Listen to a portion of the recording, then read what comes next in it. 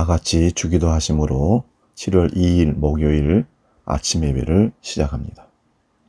하늘에 계신 우리 아버지, 아버지의 이름을 거룩하게 하시며 아버지의 나라가 오게 하시며 아버지의 뜻이 하늘에서와 같이 땅에서도 이루어지게 하소서. 오늘 우리에게 일용할 양식을 주시고 우리가 우리에게 잘못한 사람을 용서하여 준 것 같이 우리 죄를 용서하여 주시고 우리를 시험에 빠지지 않게 하시고 악에서 구하소서. 나라와 권능과 영광이 영원히 아버지의 것입니다. 아멘. 오늘 아침 우리에게 주시는 하나님 말씀 구약성경 민수기 11장 24절에서 30절 말씀 봅니다. 구약성경 214면에 있습니다. 민수기 11장 24절에서 30절 말씀 봉독할 때 살아계신 하나님의 음성을 듣기 바랍니다. 봉독합니다. 모세가 나가서 여호와의 말씀을 백성에게 알리고 백성의 장로 70인을 모아 장막에 둘러 세우매 여호와께서 구름 가운데 강림하사 모세에게 말씀하시고 그에게 임한 영을 70장로에게도 임하게 하시니 영이 임하신 때에 그들이 예언을 하다가 다시는 하지 아니하였더라. 그 기명된 자 중 엘닷이라 하는 자와 메닷이라 하는 자 두 사람이 진영에 머물고 장막에 나아가지 아니하였으나 그들에게도 영이 임하였으므로 진영에서 예언한지라. 한 손이 달려와서 모세에게 전하여 이르되 엘닷과 메닷이 진중에서 예언하나이다 하매 택한 자 중 한 사람 곧 모세를 섬기는 눈의 아들 여호수아가 말하여 이르되 내 주여 주 모세여 그들을 말리소서. 모세가 그에게 이르되 네가 나를 두고 시기하느냐. 여호와께서 그의 영을 그의 모든 백성에게 주사 다 선지자가 되게 하시기를 원하노라. 모세와 이스라엘 장로들이 진중으로 돌아왔더라. 아멘. 오늘 봉독한 말씀 가지고 비상상황과 일상생활이라는 주제로 비차 은혜를 나누고자 합니다. 어떤 일을 시작할 때 그 일이 잘 안 되리라고 확신한 사람은 아마 없을 것입니다. 현실이 어렵기는 하지만 그래도 잘 해낼 수 있을 거라는 생각이 없다면 그 일을 시작하지도 않았을 겁니다. 소자본을 가지고 창업을 준비하는 사람들은 꿈에 부풀어 있습니다. 상품 아이템을 결정하고 가게를 얻고 인테리어를 할 때 사람들은 자기들의 능력을 최대한으로 끌어올려 그 일을 감당하고 시작합니다. 몇 날 며칠 밤 잠을 안 자도 피곤할 줄 모릅니다. 왜일까요? 그에게는 꿈이라는 양식이 있기 때문에 그렇습니다. 목표가 있기 때문에 그렇습니다. 하지만 막상 일이 시작되고 생각보다 일이 잘 안 풀린다는 느낌이 들면 불안감에 휩싸이기 시작합니다. 그 불안감은 절망감으로 바뀌기도 합니다. 이제 그 어려움을 그것을 극복 어떻게 하느냐가 사업 성공의 관건입니다. 돈이라도 많다면 버텨볼 수 있지만 있는 돈 없는 돈 다 털어놓고 시작한 일인데 처음부터 삐걱거리기 시작하면 가슴이 바짝바짝 타오릅니다. 옆에서 지켜보는 가족들도 그 마음도 아마 아슬아슬할 겁니다. 애굽을 탈출해서 나와 광야 생활을 시작한 이스라엘 형편도 아마 그랬을 것 같습니다. 하나님과 계약을 맺고 시내산을 떠난 지 겨우 사흘이 지났을 뿐인데 그들은 벌써 지쳤습니다. 젖과 꿀이 흐르는 땅에 대한 비전은 현실적인 불편 앞에서 신기루처럼 사라지고 있었습니다. 몇 사람들이 불평을 터뜨리기 시작합니다. 민수기 오늘 본문 11장 4절 6절 말씀을 봅니다. 그들 중에 섞여 사는 다른 인종들이 탐욕을 품매 이스라엘 자손도 다시 울며 이르되 누가 우리에게 고기를 주어 먹게 하랴. 우리가 애굽에 있을 때에는 값없이 생선과 오이와 참외와 부추와 파와 마늘들을 먹은 것이 생각나거늘. 이런 불평을 터뜨리는 사람들은 대개 새로운 세상을 열어가는 이스라엘 공동체의 꿈을 자기 것으로 받아들이지 못한 사람들입니다. 그들에게 중요한 것은 당장의 필요의 응답, 내가 먹고 마시고 입을 것, 결핍을 채워주는 것이 응답이라 생각합니다. 그것만 추구합니다. 그들은 군중 심리에 의해 거대한 흐름에 합류해서 탈출해 나왔기는 했지만 그것을 구체적으로 내면화하고 자기 것으로 받아들이지 못하고 어떤 어려움이 있더라도 기어이 새로운 세상을 열겠다는 다부진 각오와 결단이 그들에게 없었기 때문에 불평과 원망이 나오는 겁니다. 새로운 세상을 열기 위해서는요, 적당한 희생이 필요합니다. 땀 없이 피 흘림이 없이 어떻게 일을 성공할 수 있겠습니까? 그러나 요구되는 희생 앞에서 그들은 뒤로 물러서고 있습니다. 그들의 역사에 대한 비전은 오이와 수박과 부추와 파와 마늘에 대한 그리움을 결코 넘을 수 없었던 겁니다. 누가복음 14장 28절을 보면 예수님께서 망대를 세우려는 사람은 그것을 완성할 만한 비용이 자기에게 있는지 없는지를 셈하여 보아야 한다고 말씀하십니다. 잘 분석하고 잘 계획하고 그것을 꿈으로 비전으로 잘 받아들인 다음에 발을 내디뎌야지 누구 말 듣고 감정에 격해서 그냥 되겠다 해서 감이 좋다, 감이 좋아서 망한 사람들이 얼마나 많습니까? 여러분, 일시적 흥분은 믿음이 아닙니다. 믿음은 감정을 포함하기는 하지만 감정 자체가 믿음은 아닙니다. 불평은 전염성이 강합니다. 백성들은 울고 불고 야단입니다. 이제는 다 죽게 되었다는 것입니다. 하나님은 그들을 바라보고 노하셨습니다. 백성들의 울음과 하나님의 노하심 사이에서 모세는 기력이 다 빠지고 말았습니다. 홍수에 논뚝 터지는 것처럼 이곳을 막아놓으면 저것이 터지고 저것을 막아놓으면 이곳이 터지고 모세는 이제 버틸 희운이 없습니다. 그래서 하나님 앞에 하소연을 합니다. 11절 12절입니다. 모세가 여호와께 여짜오되 어찌하여 주께서 종을 괴롭게 하시나이까? 어찌하여 내게 주의 목전에서 은혜를 입게 하지 하시고 이 모든 백성을 내게 맡기사 내가 그 짐을 지게 하시나이까? 이 모든 백성을 내가 배웠나이까? 내가 그들을 낳았나이까? 어찌 주께서 내게 양육하는 아버지가 젖먹는 아이들을 품듯 그들을 품에 품고 주께서 그들의 열조에게 맹세하신 땅으로 가라 하시나이까? 자기가 책임져야 할 이유가 없다는 겁니다. 너무 힘드니까 지금 하나님께 하소연하는 거죠. 14절 15절도 봅니다. 책임이 심히 중하여 나 혼자는 이 모든 백성을 감당할 수 없나이다. 주께서 내게 이같이 행하실진대 구하옵나니 내게 은혜를 베푸사 즉시 나를 죽여 내가 고난당함을 내가 보지 않게 하옵소서. 우리는 출애굽기에 나타난 모세를 기억합니다. 출애굽기에 나타난 모세는 당당함과 지도자로서 면모가 확실합니다. 백성들은 모세가 시내산에서 내려오지 않고 있을 때 금송아지를 만들어 놓고 그 앞에서 신을 숭배하는 애굽 사람들처럼 먹고 마시다가 일어나서 흥청거리며 뛰놀았습니다. 이것을 하나님 보셨습니다. 그리고 모세에게 알려주었습니다. 모세는 무지한 백성들에게 화가 났지만 곧 마음을 추스리고 진노하신 하나님 앞에 당당하게 섭니다. 그리고 그 백성들, 그들을 용서해달라고 간청합니다. 만약 그렇게 하지 않으시려면 하나님께서 하나님의 생명책에서 자기 이름을, 내 이름을 지워달라고 배수의 진을 치며 하나님께 나아갑니다.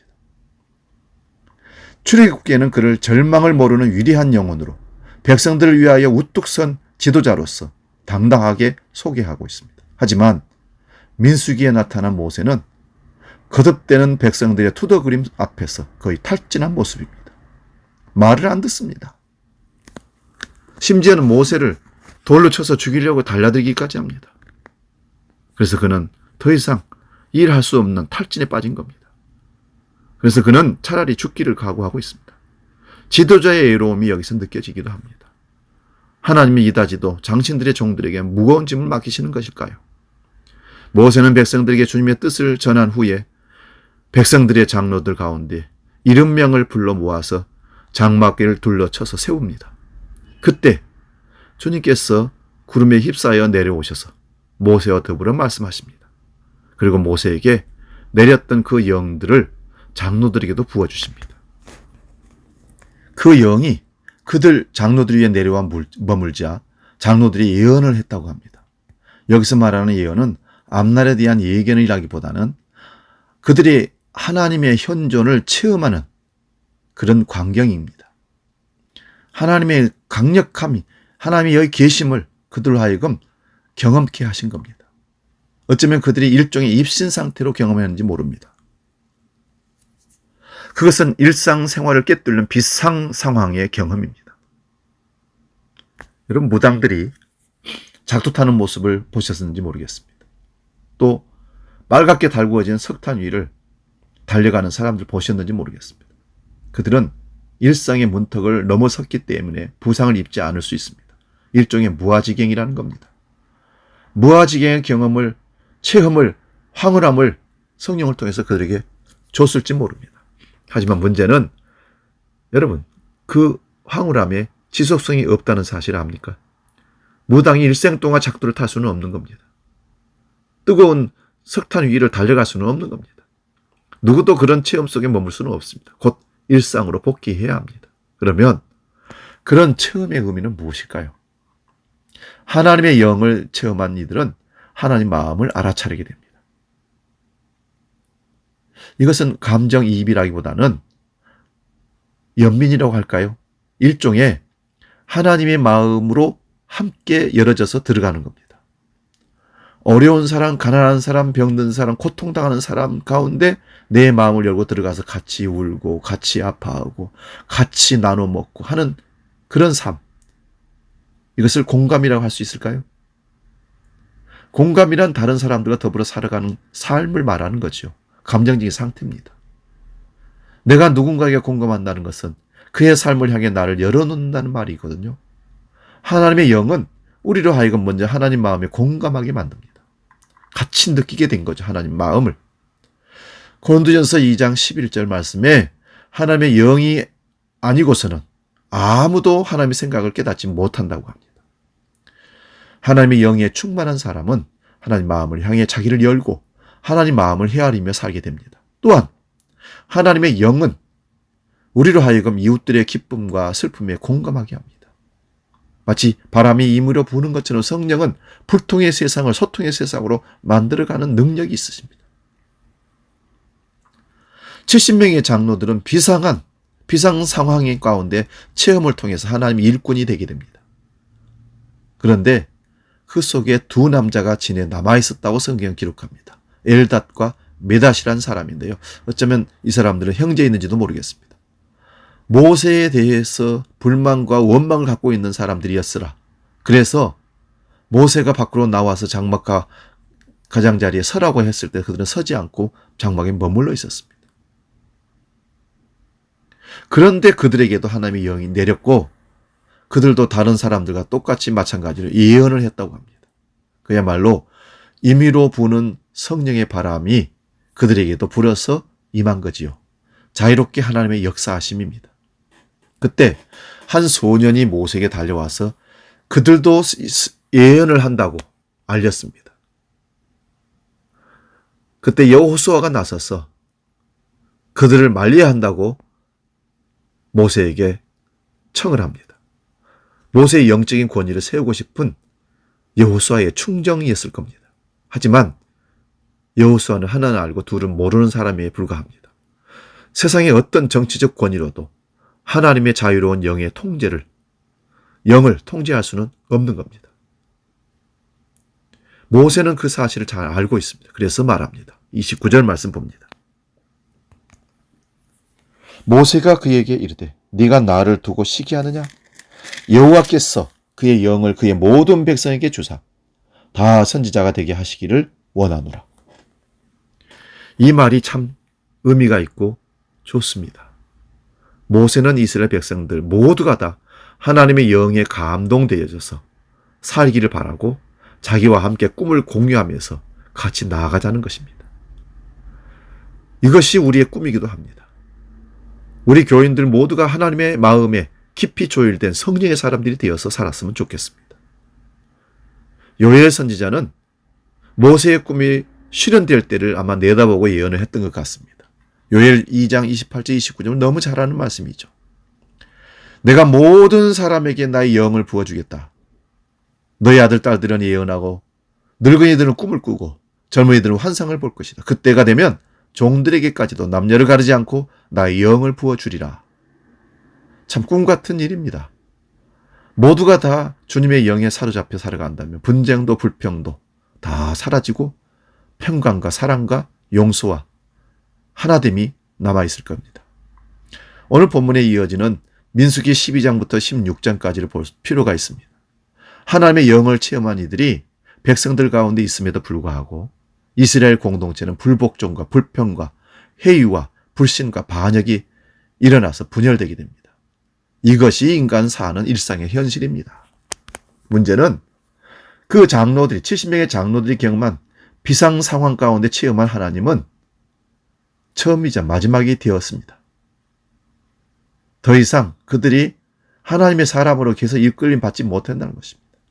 여러분, 성령이 임하시면 성령이 소멸되지 않고 성령이 우리와 함께 늘 동행하는 삶을 살려면 말씀과 기도로 나를 거룩함으로 복종시키고 성령의 민감한 삶을 계속 살아내는 훈련, 거룩함을 향한 우리의 노력 필요합니다. 마태복음 17장에 보면 어느 날 예수님께서 베드로, 야고보와 요한 세 제자를 데리고 변화산에 올라갑니다. 거기서 변화되신 주님을 만나게 되고 오래전에 이 세상을 죽어서 떠난 모세와 엘리야 선지자를 만나게 될 때 그들이 황홀경을 느끼게 됩니다. 그들은 그 순간을 잊을 수 없었을 것입니다. 그래서 베드로는 너무 감동을 받아가지고 초막 셋을 짓고 주님과 함께 여기 살자고 간청을 했던 겁니다.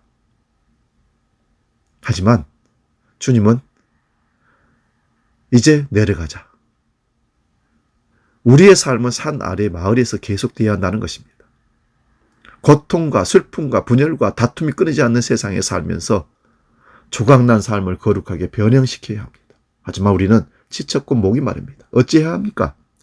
코로나 사태가 4개월, 5개월 계속되고 앞으로도 끝이 없는 것 같은데 어찌합니까? 우리는 주님의 부름을 들어야 됩니다. 요한복음 7장 37절 38절에 목마른 자들아 다 내게로 와서 마셔라. 나를 믿는 자는 성경이 말한 바와 같이 그 배에서 생수의 강인 강물처럼 흘러나올 것이니라. 요한 사도는 이것이 성령을 가리키는 것이라고 친절하게 설명하고 있습니다. 매 순간 우리의 마음을 주님께로 가져가는 우리의 섬김이, 드림이 있어야 됩니다. 주님의 마음으로 수정된 사람들은 더 이상 목마르지 않을 것입니다. 왜요? 그 배에서 생수가 강물처럼 흘러나오기 때문에 그렇습니다. 그리스도인은 사막 같은 이 세상에서 오아시스가 되어야 됩니다. 하나님께서는 우리들을 이 세상에서 당신이 거하실 처소를 선택하셨습니다. 그게 바로 우리 그리스도인들입니다.